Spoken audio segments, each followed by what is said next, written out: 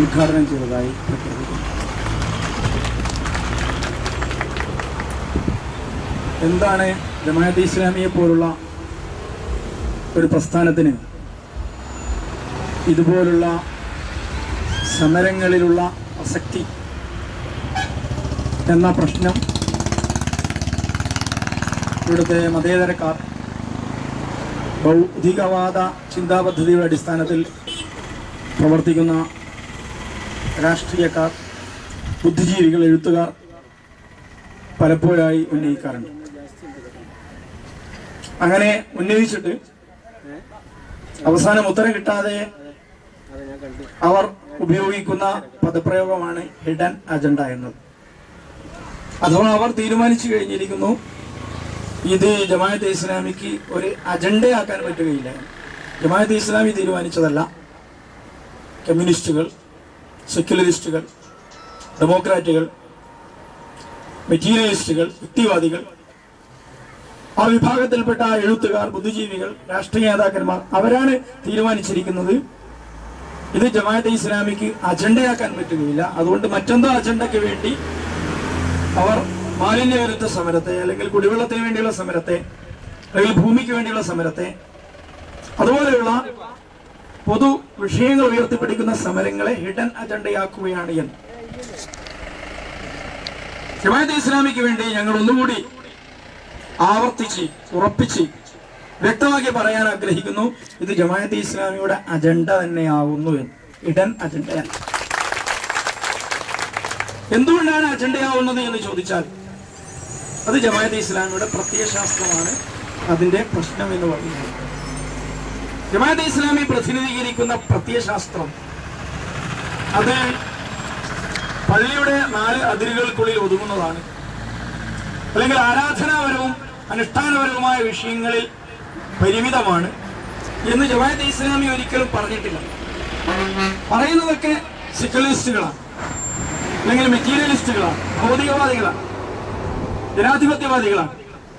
അവർ മതത്തെക്കുറിച്ചും മതപ്രസ്ഥാനങ്ങളെക്കുറിച്ചും മതകീയമായ മൂവ്മെന്റുകളെക്കുറിച്ചും അങ്ങനെ ഒരു ധാരണ അവരുടെ വകയായിട്ട് സൃഷ്ടിച്ചു വെച്ചിരിക്കുന്നു എന്നതാണ് പ്രശ്നം. അത് എങ്കിലും തിരുത്തണം എന്നാണ് ഈ സമര ഐക്യദാർഢ്യ മഹാസദസ്സിനെ സാക്ഷി നിർത്തിക്കൊണ്ട് എനിക്ക് പറയുവാനുള്ളത്. അതിന്റെ കാലം കഴിഞ്ഞിരിക്കുന്നു.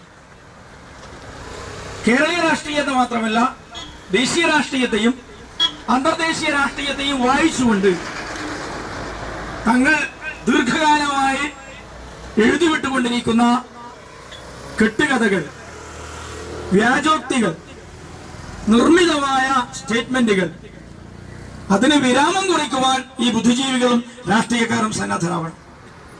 തുണീഷ്യയിൽ ഇസ്ലാമും ഇസ്ലാമിക പ്രത്യയശാസ്ത്രവും സമരം ചെയ്തത് പുതിയ പള്ളികൾക്ക് വേണ്ടിയല്ല, വിശക്കുന്നവർക്ക് ഭക്ഷണം കിട്ടാൻ വേണ്ടിയാണ്.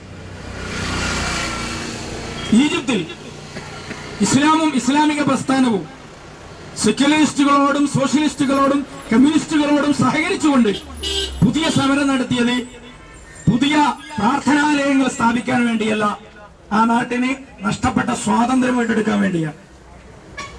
ലിബിയയിൽ ഇസ്ലാമും ഇസ്ലാമിക പ്രസ്ഥാനങ്ങളും കമ്മ്യൂണിസ്റ്റുകളോടും സോഷ്യലിസ്റ്റുകളോടും സ്വാതന്ത്ര്യ ലിബറൽവാദികളോടും ചേർന്നുകൊണ്ട് സഹകരിച്ചുകൊണ്ട് സമരം ചെയ്തത് പുതിയ ഭജനമഠങ്ങൾക്ക് വേണ്ടിയോ പ്രാർത്ഥനാലയങ്ങൾക്ക് വേണ്ടിയോ അല്ല, ആ നാടിന് നിഷേധിക്കപ്പെട്ട, ദീർഘകാലമായി നിഷേധിക്കപ്പെട്ട ജനാധിപത്യ അവകാശങ്ങൾ തിരിച്ചുപിടിക്കുന്നതിന് വേണ്ടിയാണ്. ഇപ്പോൾ അഹമ്മദി നജാദിന്റെ ആഭിമുഖ്യത്തിൽ ഹൂഗോ ചാവേസിന്റെയും ഫിദൽ കാസ്ട്രോയുടെയും ഒക്കെ പിന്തുണയോടുകൂടി ഒരു ആഗോള സമരം നടക്കുന്നുണ്ട്. അത് അമേരിക്കക്ക് സ്വന്തമെന്ന് വിചാരിക്കുന്ന ആണവോർജാവകാശം മുഴുവൻ ജനങ്ങളുടെയും പൊതു അവകാശമാണ്. അത് വേണോ വേണ്ടേ എന്ന് രണ്ടാമത് തീരുമാനിക്കാം. അത് മുഴുവൻ ജനങ്ങളുടെയും പൊതു അവകാശമാണ്, അമേരിക്കയോ ഇസ്രായേലിന്റെയോ സ്വകാര്യാവകാശമല്ല എന്ന് പ്രഖ്യാപിക്കാൻ വേണ്ടിയാണ്.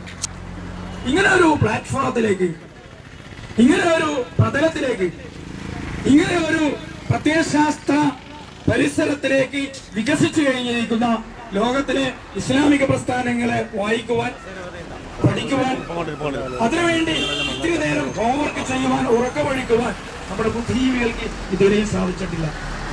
നമ്മുടെ എഴുത്തുകാർക്ക് ഇതുവരെയും സാധിച്ചിട്ടില്ല. അവരിൽ ചിലർക്ക് സാധിച്ചിട്ടില്ല, എല്ലാവർക്കും സാധിച്ചിട്ടില്ല എന്ന് പറഞ്ഞാൽ തെറ്റാണ്. സാധിച്ച ആളുകൾ സത്യം മനസ്സിലാക്കി മുന്നോട്ട് വന്നുകൊണ്ടിരിക്കുന്നു. അതുകൊണ്ട് ജമാഅത്തെ ഇസ്ലാമി ഇടപെടുന്ന സമരം, ജമാഅത്തെ ഇസ്ലാമിയുടെ പത്രങ്ങൾ ഇടപെടുന്ന സമരം, ജമാഅത്തെ ഇസ്ലാമിയുടെ പോഷക പ്രസ്ഥാനങ്ങൾ ഇടപെടുന്ന സമരം കേരളത്തിൽ പെട്ടിപ്പാലം മാത്രമല്ല. ജമാഅത്ത് ഇടപെടുക ഒരു തെറ്റാണ് എന്ന് ഞങ്ങൾ വിചാരിക്കുന്നില്ല. അത് അതിന്റെ ശരിയായ നിലപാടാണ്. നിങ്ങൾക്ക് ധൈര്യമുണ്ടെങ്കിൽ നിങ്ങളും ഇടപെട്ടോളൂ എന്നാണ് ഞങ്ങൾക്ക് പറയുവാനുള്ളത്. കമ്മ്യൂണിസ്റ്റ് പാർട്ടിക്ക് ധൈര്യമുണ്ടെങ്കിൽ കോൺഗ്രസ്സുകാർക്ക് ധൈര്യമുണ്ടെങ്കിൽ ഈ ജനകീയ സമരത്തിൽ ഇടപെടൂ. ഇതുപോലെ ഈ പന്തലിലേക്ക് കയറി വന്ന് ഈ നാട്ടുകാരുടെ അധികാരാവകാശങ്ങളെ പറ്റി അവർക്ക് സംസാരിക്കാം. നാട്ടുകാരല്ല ജമാഅത്തെ ഇസ്ലാമിക്കാരൻ. ഇപ്പൊ ജമാഅത്തെ ഇസ്ലാമി എന്ന് പറഞ്ഞാൽ ആകാശത്തുനിന്ന് ഇറങ്ങി വന്നവരാണ്. നാട്ടുകാർ തന്നെയാണ് കമ്മ്യൂണിസ്റ്റുകൾ, നാട്ടുകാർ തന്നെയാണ് കോൺഗ്രസുകാർ, നാട്ടുകാർ തന്നെയാണ് യുക്തിവാദികൾ. ഈ നാട്ടിൽ, കേരളത്തിൽ, തലശ്ശേരിയിൽ, പെട്ടിപ്പാലത്ത്, പുന്നോല് ഏത് പ്രസ്ഥാനം ഉണ്ടാകുന്നതും അതത് നാട്ടുകാരിലൂടെയാണ്. ഇത് നാട്ടുകാരില്ലാത്തൊരു കമ്മ്യൂണിസ്റ്റുകാരോ നാട്ടുകാരില്ലാത്തൊരു സോഷ്യലിസ്റ്റുകളോ ഈ കേരള മണ്ണിലില്ല. കേരള മണ്ണിലെ ഏത് പരിസരത്തും ഏതൊരു കേരളീയനും സമരം ചെയ്യാം. ഇന്ത്യയിലെ ഏതൊരു മണ്ണിലും ഏതൊരു ഇന്ത്യക്കാരനും സമരം ചെയ്യാം. ഗാന്ധിജി കളിപ്പറന്ന് നമ്മുടെ നാട്ടിൽ വന്നിട്ട് പയ്യന്നൂരിൽ വന്നിട്ട് ഉപ്പ് സത്യാഗ്രഹം നടത്തി. താങ്കൾ പയ്യന്നൂർക്കാരനല്ല, അതുകൊണ്ട് തിരിച്ചു പോകണമെന്ന് നമ്മൾ മുദ്രാവാക്യമാക്കിയിട്ടുണ്ടോ? ഇന്ത്യ രാജ്യത്തിന്റെ വിവിധ കോണുകളിൽ സ്വാതന്ത്ര്യ സമരത്തിന് നേതൃത്വം കൊടുത്ത ആളുകളിൽ ജവഹർലാൽ നെഹ്റു ഉണ്ടായിരുന്നു. കാശ്മീരിയാണ്, അതുകൊണ്ട് ഇവിടെ വരാൻ പാടില്ല എന്ന് പറഞ്ഞുകൊണ്ട് നമ്മൾ നാട്ടുകാരനല്ല എന്ന് പറഞ്ഞ് പുറത്താക്കിയിട്ടുണ്ടോ? ഇതൊരു തരം ഭീകര സ്വഭാവമുള്ള ഒരു പദപ്രയോഗമാണ്, നാട്ടുകാരനല്ല എന്ന്. നാട്ടുകാരല്ല. പണ്ട് കോഴിക്കോട് ജില്ലയിലെ കിരാലൂരിൽ സമരം നടത്തിയപ്പോഴും അന്നും സമരവിരുദ്ധർ ഉന്നയിച്ച ഒരു സ്റ്റേറ്റ്മെന്റാണ്, ഒരു സൂത്രവാക്യമാണ് നാട്ടുകാരല്ല എന്ന്. ഈ നാട്ടുകാരല്ല എന്ന് പറഞ്ഞുകൊണ്ട് നമ്മൾ ജനതകളെ ചെറിയ ചെറിയ യൂണിറ്റുകളായി വിഭജിക്കാൻ തുടങ്ങിയത് എന്നു മുതലാണ്. ഇത് ആധുനിക സംസ്കാരത്തിന് ചേർന്നതാണോ? നാട്ടുകാരല്ല. ആഗോളവൽക്കരണത്തിന്റെ കാലഘട്ടത്തിൽ, ഗ്ലോബൽ വില്ലേജിന്റെ കാലഘട്ടത്തിൽ ഒരു ട്വിറ്ററിലൂടെ, ഒരു ഫേസ്ബുക്കിലൂടെ, ഒരു ഇമെയിൽ മെസ്സേജിലൂടെ ഒരു ആഗോള സമരം കെട്ടിപ്പടുക്കാൻ സാധിക്കുന്ന ഈ കാലഘട്ടത്തിൽ, ആഗോള മനുഷ്യാവകാശങ്ങൾക്ക് വേണ്ടി എവിടെ നിന്നും ആർക്കും പങ്കാളിത്തം വഹിക്കാവുന്ന ഈ കാലഘട്ടത്തിൽ, പെട്ടിപ്പാലത്തെ സമരത്തിൽ ഒരു ഈജിപ്ഷ്യന് പങ്കാളിത്തം വഹിക്കാൻ പറ്റുന്ന കാലഘട്ടത്തിലാണ് നമ്മൾ ജീവിക്കുന്നത്. പെട്ടിപ്പാലത്തിലെ സമരത്തിൽ ഒരു ലിബിയൻ ആക്ടിവിസ്റ്റിന് പങ്കാളിത്തം വഹിക്കാൻ പറ്റുന്ന കാലഘട്ടത്തിലാണ് നമ്മൾ ജീവിക്കുന്നത്. പെട്ടിപ്പാലത്തിലെ സമരത്തിൽ ഒരു ക്യൂബൻ ആക്ടിവിസ്റ്റിന് പങ്കാളിത്തം വഹിക്കാൻ പറ്റുന്ന കാലഘട്ടത്തിലാണ് നമ്മൾ ജീവിക്കുന്നത്. ഒരു ഏഷ്യൻ സമരത്തെ ഒരു ആഫ്രിക്കക്കാരന് പിന്തുണക്കാൻ പറ്റുന്ന, ഒരു അമേരിക്കൻ സമരത്തെ ഒരു ഏഷ്യൻ നിവാസിക്ക് പങ്കാളിത്തം വഹിക്കാൻ പറ്റുന്ന ഇങ്ങനെയുള്ള ഒരു ആഗോള വില്ലേജിൽ നിന്നുകൊണ്ട്, ഒരു ഗ്ലോബലൈസ്ഡ് യുഗത്തിൽ നിന്നുകൊണ്ട്, ആധുനിക വാർത്താവിനിമയ ഉപാധികളിലൂടെ പെട്ടിപ്പാലം എന്ന് പറയുന്ന കൊച്ചു ഗ്രാമത്തെ ലോകഗ്രാമമാക്കി മാറ്റിക്കൊണ്ടിരിക്കുന്ന ഒരു കാലഘട്ടത്തിൽ നിന്നുകൊണ്ട് ഇത് നാട്ടുകാരുടേതല്ല, ഇത് അന്യവാസികളുടേതാണ് എന്ന് പറയുന്നവർ സങ്കുചിത പ്രത്യയശാസ്ത്രത്തിന്റെ ആത്മാക്കളാണ്. അവർക്ക് മാനവികതയല്ല ഉള്ളത്. അവർ ദേശീയതയെക്കാളും സങ്കുചിതമായ, വളരെ പരിമിതമായ, വളരെ ന്യൂനീകൃതമായ ഒരാശയത്താണ് പ്രതിനിധീകരിക്കുന്നത്. ആ ആശയത്തിൽ നിന്ന് അവർ പിന്മാറണമെന്നാണ് ജമാഅത്തെ ഇസ്ലാമിക്ക് അറിയിക്കുവാനുള്ളത്. ജമാഅത്തെ ഇസ്ലാമിയെ സംബന്ധിച്ചിടത്തോളം ഇത് പ്രത്യയശാസ്ത്രത്തിന്റെ പ്രശ്നമാണ്. എന്താ ഈ സമരത്തിന്റെ പ്രത്യയശാസ്ത്രം എന്ന് ചോദിച്ചാൽ അതിന് വൃത്തി എന്നാണ് പറയുക. വൃത്തി ശത്രുല്യമാണ്. വൃത്തി സത്യവിശ്വാസത്തിന്റെ പാതയാണ് എന്ന് ഞങ്ങളുടെ നബി പഠിപ്പിച്ചു. ആ പ്രത്യയശാസ്ത്രത്തിന്റെ പാതയാണ് ഞങ്ങളുടെ ഈമാനിന്റെ അഖീദയുടെ വിശ്വാസങ്ങളുടെ പാതയാണ് വൃത്തി. അതുകൊണ്ട് ഞങ്ങൾ ഒന്നുകൊടുക്കും, അതുകൊണ്ട് ഞങ്ങൾ മൂത്രവെച്ചാൽ കഴുകും, അതുകൊണ്ട് ഞങ്ങൾ കക്കൂസ്പാല വൃത്തിയാക്കും, അതുകൊണ്ട് ഞങ്ങളുടെ വീട്ടിലെ മാലിന്യങ്ങൾ റോട്ടിലിടുകയില്ല. അതുകൊണ്ട് തന്നെ നഗരസഭാ മാലിന്യത്തിനെതിരെയും ഞങ്ങൾ സമരം ചെയ്യും. ഞങ്ങളെ മലമൂത്ര വിസർജനം ചെയ്താൽ വൃത്തിയാക്കാൻ പഠിപ്പിക്കുന്ന അഖീദ, ഈമാൻ, വിശ്വാസം, ഇസ്ലാം ഏതാണോ അത് തന്നെയാണ് പെട്ടിപ്പാലത്ത് സമരം ചെയ്യാൻ പഠിപ്പിച്ചിരിക്കുന്നത്. ഇത് തന്നെയാണ് റോട്ടിലെ മാലിന്യങ്ങൾ നീക്കാൻ ഞങ്ങളെ പഠിപ്പിക്കുന്നത്. ഇമാത്തത്തുല്ലാതെ അനിത്തൊരിക്ക് സദക്കത്തും, വഴിയിലെ മാലിന്യങ്ങൾ നീക്കൽ ഞങ്ങൾക്ക് സദക്കയാണ്. 10 പൈസ കൈനീട്ടി വരുന്ന യാചകന് കൊടുക്കൽ മാത്രമല്ല സദക്ക, വഴിയിലെ മാലിന്യങ്ങൾ നീക്കം ചെയ്യലും ഞങ്ങളെ സംബന്ധിച്ചിടത്തോളം സംഭാവനയാണ്, സദക്കയാണ്, ധർമ്മമാണ്, ദാനമാണ്. ഇങ്ങനെയുള്ള ഒരു പ്രത്യയശാസ്ത്രത്തിൽ നിന്നാണ് ഞങ്ങൾ സമരരംഗത്ത് ഇറങ്ങിയിരിക്കുന്നത്. ഇതേ പ്രത്യയശാസ്ത്രം ഞങ്ങൾ വിളപ്പിൽ ശാലയിലും പ്രയോഗിക്കുന്നുണ്ട്. ഇതേ പ്രത്യയശാസ്ത്രം ഞങ്ങൾ ലാലൂരിലും പ്രയോഗിക്കുന്നുണ്ട്.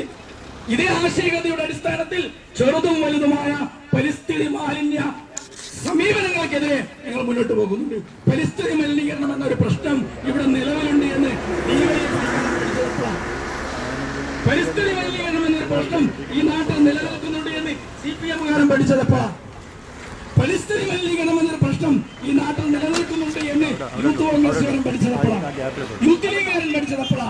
ഡിവൈഎഫ്ഐയും CPM-നെയും യൂത്ത് കോൺഗ്രസിനെയും യൂത്ത് ലീഗിനെയും MSF-നെയും SFI-യും ഈ കാലഘട്ടത്തിൽ അങ്ങനെ ഒരു പ്രശ്നം നിലനിൽക്കുന്നുണ്ട് എന്ന് പഠിപ്പിച്ച പ്രസ്ഥാനമാണ് ജമാഅത്തെ ഇസ്ലാമി. അതിന്റെ വിദ്യാർത്ഥി സംഘടന, അതിന്റെ യുവജന സംഘടന, അതിന്റെ വനിതാ സംഘടന, അതിന്റെ വിദ്യാർത്ഥി സംഘടന, ഇവരാണ് ഈ നാട്ടിൽ ഇങ്ങനെ പ്രശ്നമുണ്ട് എന്ന് അംഗീകരിച്ചത്. ഡിവൈഎഫ്ഐ അടുത്ത കാലത്താണ് അത് അംഗീകരിച്ചത്. ഡിവൈഎഫ്ഐക്കാരോട് അത് പഠിക്കാൻ വേണ്ടി സോളിഡാരിറ്റിയുടെ സാഹിത്യം വായിക്കണമെന്ന് ഉപദേശിച്ചത് മറ്റാരുമല്ല, ശ്രീരാമകൃഷ്ണനാണ്. അവരുടെ അഖിലേന്ത്യാ ജനറൽ സെക്രട്ടറി ആയിരുന്ന ശ്രീരാമകൃഷ്ണനാണ് ഉപദേശിച്ചത്. അതുകൊണ്ട് കാര്യം ഒന്നുകൂടി വിശാലമായി പഠിച്ചിട്ട് കാര്യങ്ങൾ യഥാവിധി മനസ്സിലാക്കിയിട്ട് ധിക്കാരം അവസാനിപ്പിക്കണം. നാളെ മുതൽ ഇവിടെ മാലിന്യം ഇടുമെന്നാണ് പറയുന്നത്.